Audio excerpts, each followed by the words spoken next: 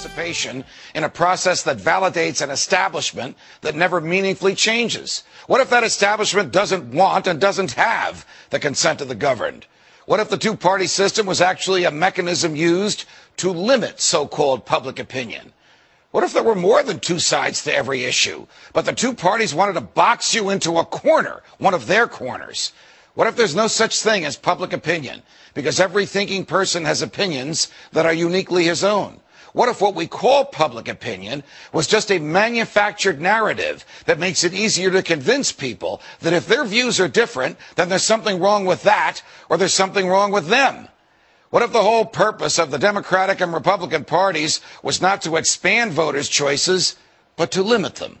What if the widely perceived differences between the two parties was just an illusion? What if the heart of the government policy remains the same no matter who's in the White House? What if the heart of government policy remains the same no matter what the people want? What if those vaunted differences between Democrat and Republican were actually just minor disagreements? What if both parties just want power and are willing to have young people fight meaningless wars in order to enhance that power?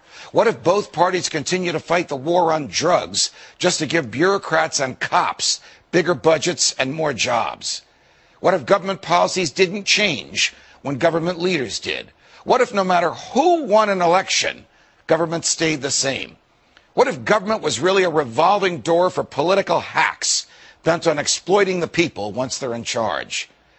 What if both parties supported welfare, war, debt, bailouts, and big government?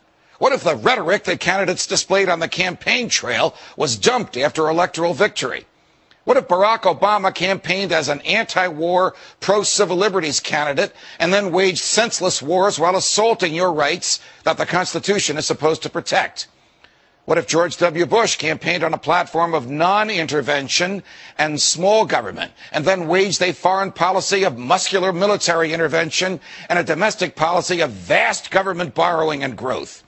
What if Bill Clinton declared that the era of big government was over, but actually just convinced Republicans like Newt Gingrich that they can get what they want out of big government too?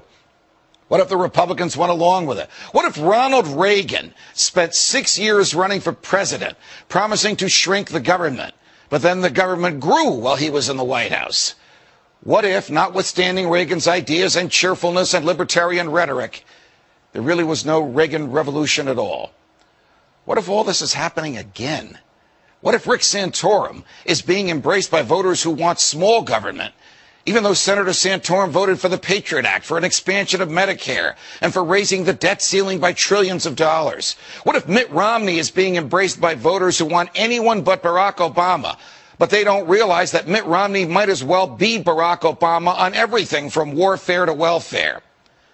What if Ron Paul is being ignored by the media, not because, as it claims, he's unappealing or unelectable, but because he doesn't fit into the pre-manufactured public opinion mold used by the establishment to pigeonhole the electorate and create the so-called narrative that drives media coverage of elections? What if the biggest difference between most candidates was not substance, but style? What if those stylistic differences were packaged as substantive ones to reinforce the illusion of a difference between Democrats and Republicans? What if Mitt Romney wins and ends up continuing most of the same policies that Barack Obama promoted? What if Barack Obama's policies, too, are merely extensions of those from George W. Bush? What if a government that manipulated us could be fired? What if a government that lacked the true and knowing consent of the governed could be dismissed? What if it were possible to have a real game changer? What if we need a Ron Paul to preserve and protect our freedoms from the government?